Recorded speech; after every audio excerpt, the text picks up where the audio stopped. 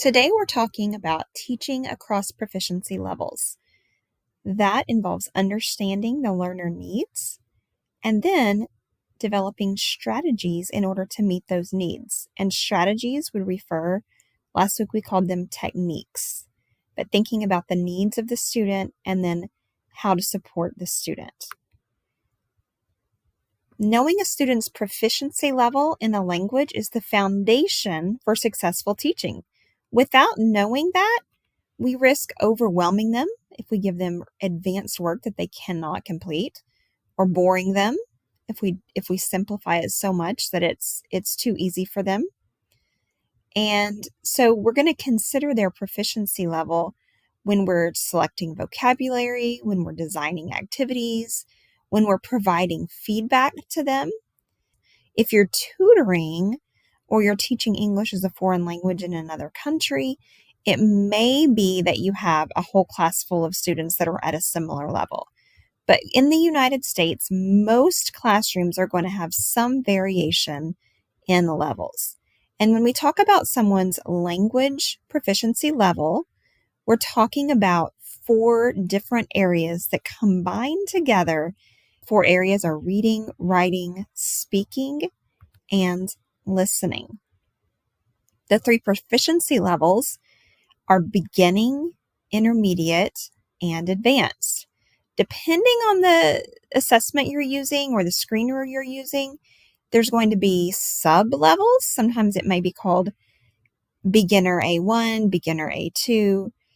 So we may divide each of these levels into even more sub-levels. Someone in the beginning levels are speaking in short, like just words or short phrases. Intermediate, they may move on to sentences, have some connected speech. And by advanced, they're able to produce paragraphs and have extended discourse. It could be that a student is beginning when it comes to writing words, but intermediate when it comes to speaking. So they're actually speaking in sentences, but their writing doesn't necessarily reflect that. So it is important to think about which specific domain we're referencing. Beginning learners, they often do communicate with words, short phrases. They're going to rely on repetition by you, the teacher, visuals, gestures.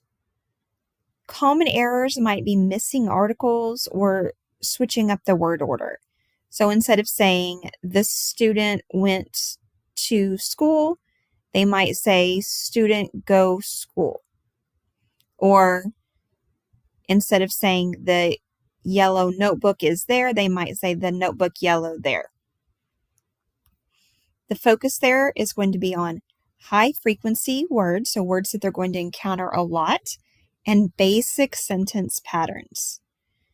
An example of a passage that they might be ready to read could be, my name is Anna. I am a teacher. I like cats.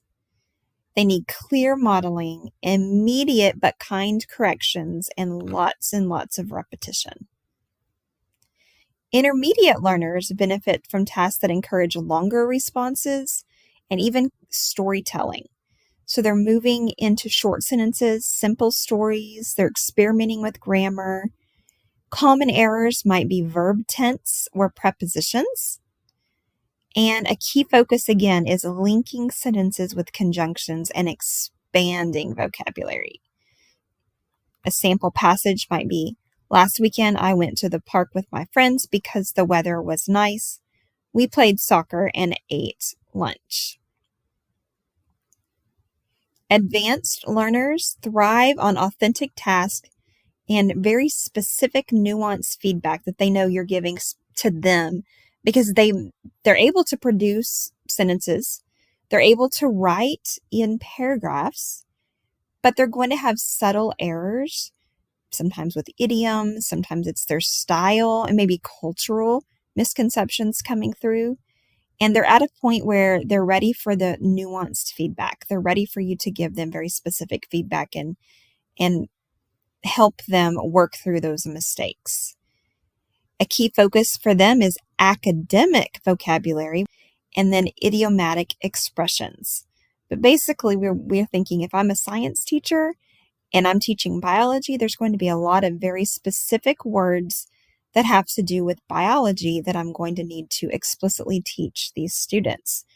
But these are not necessarily words that they would have just learned through their time in the United States because they're specific to my content. A sample passage for them might be, although the city's transportation system has improved significantly, many residents still prefer using personal vehicles due to convenience and flexibility, which contributes to traffic congestion. This is just another example of those levels. And like I said, we can have sub-levels. So this shows us A0 would be absolutely no knowledge of the language. They may be in that silent phase where they're not speaking. Low beginner, advanced beginner, low intermediate, advanced intermediate. And if you want to pause and look closer, this gives you another example of reading passages. So these insights are going to help us match tasks in our classroom with the proficiency of the student. So beginners need concrete, visual, kinesthetic activities to build basic understanding.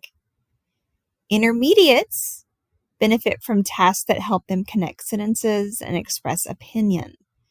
While advanced learners, we need to be giving them authentic material and real-world tasks like debates and research projects and persuasive essays. Regardless of whether we're working with a beginner, an intermediate, an advanced learner, all learners will benefit from integrating reading, writing, speaking, and listening. So when I can come up with a task that requires students to do multiple of those, and then also if I can have a mistake-tolerant environment so that if they are making a mistake, it's okay. It's a safe place for them to try, fail, and grow. They're going to do better. Again, that's across the levels. So I don't want to just give them opportunity to, if they're reading questions on a worksheet and circling the answer, it's really just a reading activity that doesn't require any speaking, listening, or writing, essentially. So even if all I do is give them a chance to write some sentences on there, then that's at least bringing in a couple of the domains. So experts do suggest a couple strategies we're going to look at. One is total physical response. This means giving the student actions with physical movements to help them connect words to meaning. And you can see in the example there, they're looking at different angles and using their arms to show that angle. Total physical response can also be a way to allow them to respond to you without using words. So stand up if it's true, sit down if it's false.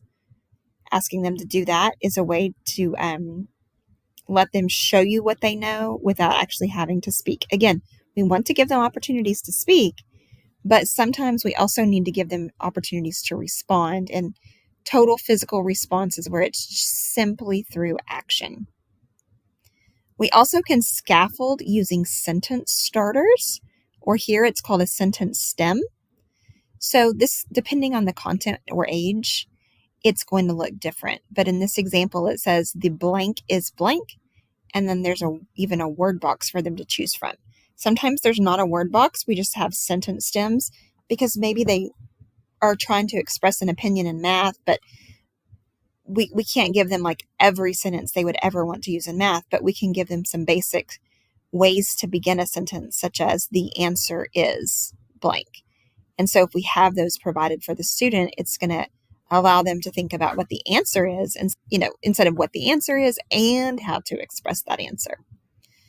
And like we talked about, we want to integrate the skills, listening, speaking, reading, and writing in every lesson. We don't want to isolate skills. We want authentic communication. So just like in real life, we're speaking at the same time, but we're also listening. We want to give students those opportunities, and we definitely need them to be able to practice without fear of making mistakes, because if they're willing to try, even if it's imperfect, then they're going to grow. Again, your classroom will likely have mixed levels. So some suggestions would be to pair higher and lower level students for peer modeling. Design tiered tasks for different levels. For example, you may have a worksheet where you are giving the opportunity for beginners just to label the picture, just write words to label the picture, or an advanced student might be actually writing paragraphs about the picture. So it's okay to give different assignments to the students in your classroom. The more you do that from the very beginning, when you've created that safe environment where it's also a culture of mastery where they're wanting to learn, then they're going to be happy to get work that's right at their level. You can also adjust your talk. Simpler language for beginners, natural speed for advanced. So some key takeaways would be proficiency levels guide what and how we teach. Typically, as we're learning a language, we begin with words, phrases, we move on to sentences, and then to paragraphs, and then we're able to have full conversations. And in the classroom, we want to scaffold tasks and feedback to match the levels of our students. As you dig in deeper to some resources, you're going to see what Arkansas uses in order to determine the language proficiency level of a student. And you're going to have a chance to look at a sample report that you might have on a student.